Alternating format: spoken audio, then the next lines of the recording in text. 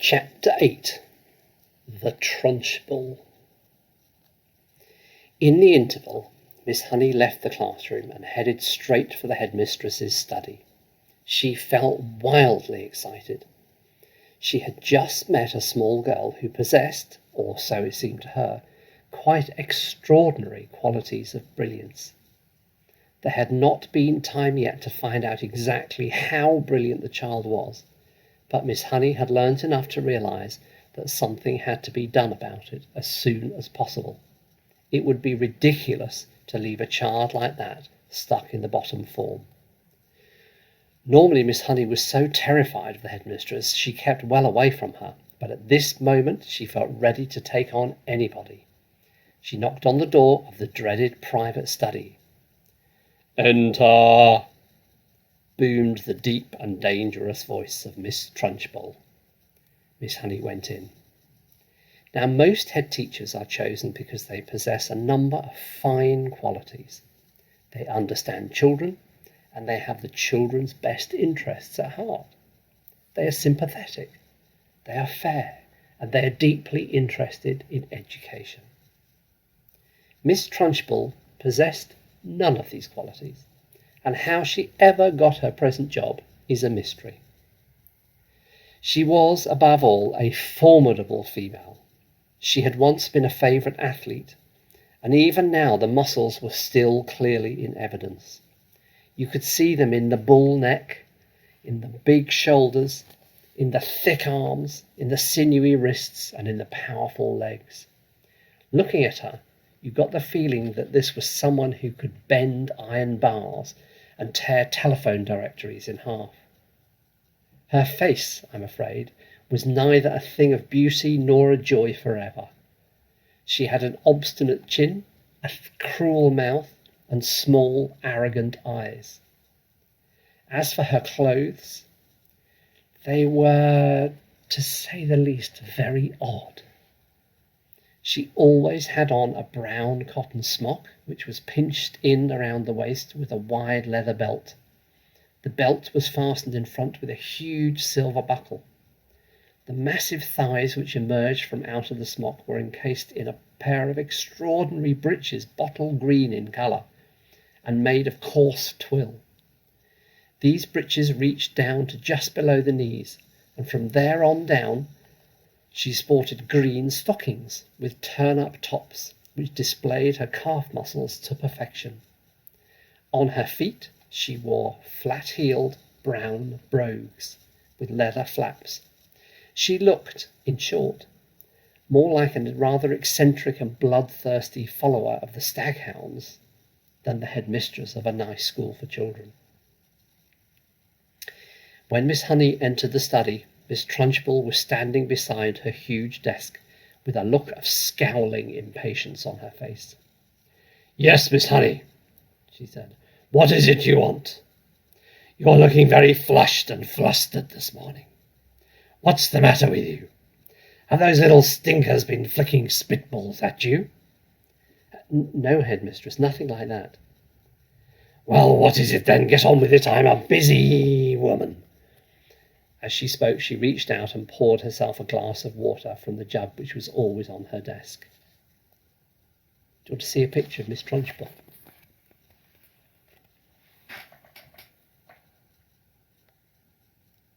She's scary, isn't she? "There is a little girl in my class called Matilda Wormwood," Miss Honey began. "That's the daughter of the man who owns Wormwood Motors in the village," Miss Trunchbull barked. She hardly ever spoke in a normal voice. She either barked or shouted. "An excellent person, Wormwood," she went on. "I was in there only yesterday. He sold me a car almost new, only done 10,000 miles. Previous owner was an old lady who took it out once a year at most. A terrific bargain. Yes, I liked Wormwood, a real pillar of our society. He told me that the daughter was a bad lot, though. He said to watch her. He said if anything bad ever happened in the school, it was certain to be his daughter who did it. I haven't met the little brat yet, but she'll know about it when I do. Her father says she's a real wart. No, headmistress, that can't be right, Miss Honey cried. Oh, yes, Miss Honey, it darn well is right. In fact, now I come to think of it, I bet it was her who put that stink bomb under my desk the first thing this morning. The place stank like a sewer. Of course it was her. I shall have her for that. You see if I don't. What's she look like? Nasty little worm, I'll be bound. I have discovered, Miss Honey, during my long career as a teacher, that a bad girl is far more dangerous a creature than a bad boy. What's more, they're much harder to squash. Squashing a bad girl is like trying to squash a blue bottle. You bang it down and the darn thing isn't there. Nasty, dirty things little girls are. I'm glad I was never one. But you must have been a little girl once, headmistress. Surely you were. Not for long, anyway, Miss Trunchbull barked, grinning. I became a woman very quickly. She's completely off her rocker, Miss Honey thought to herself. She's balmy as a bedbug. Miss Honey stood resolutely before the headmistress. For once she was not going to be browbeaten. I must tell you, headmistress, she said, that you are completely mistaken about Matilda putting a stink bomb under your desk. I am never mistaken, Miss Honey. But, headmistress, the child only arrived in school this morning and came straight into the classroom. Don't argue with me, for heaven's sake, woman. That little brute Matilda, or whatever her name is, stink-bombed my study. There's no doubt about it. Thank you for suggesting it. But I didn't suggest it, headmistress. Of course you did. Now, what is it you want, Miss Honey? Why are you wasting my time? I came to talk to you about Matilda, headmistress. I have extraordinary things to report about the child. May I please tell you what just happened in class now? I suppose she set fire to your skirts and scorched your knickers. Miss Trunchbull snorted. No, no, Miss Honey cried out. Matilda is a genius. At the mention of this word, Miss Trunchbull's face turned purple, and her whole body seemed to swell up like a bullfrog. A genius? She shouted. What piffle is this you're talking, madam? You must be out of your mind. I have her father's word for it that the child is a gangster. Her father is wrong, headmistress. Don't be a twerp, Miss Honey. You've met the little beast for only half an hour, and her father has known her all her life. But Miss Honey was determined to have her say, and she now began to describe some of the amazing things Matilda had done with arithmetic. So she's learned a few tables by heart, has she? Miss Trunchbull barked. My dear woman, that doesn't make her a genius, it makes her a parrot. But, headmistress, she can read. So can I, Miss Trunchbull barked.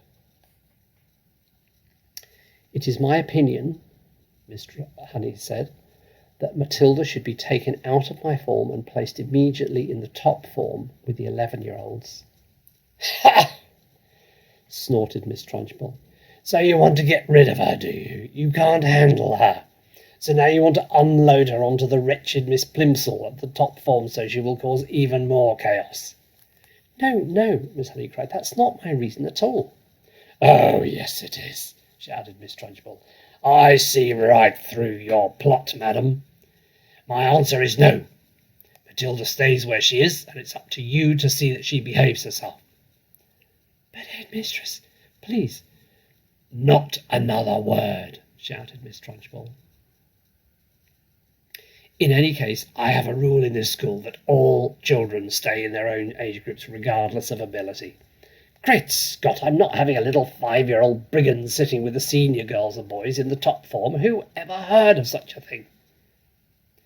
Miss Honey stood there helpless before this great red-necked giant. There was a lot more she would have liked to have said, but she knew it was useless. She said softly, Very well, then. It's up to you, headmistress. You're darn right it's up to me, Miss Trunchbull bellowed. And don't forget, madam, that we are dealing with a little viper who put a stink bomb under my desk. She did not do that, headmistress. Of course she did, Miss Trunchbull boomed. And I'll tell you what, I wish to heavens I was still allowed to use the birchen belt, as I did in the old days. I'd have roasted Matilda's bottom for her so she couldn't sit down for a month.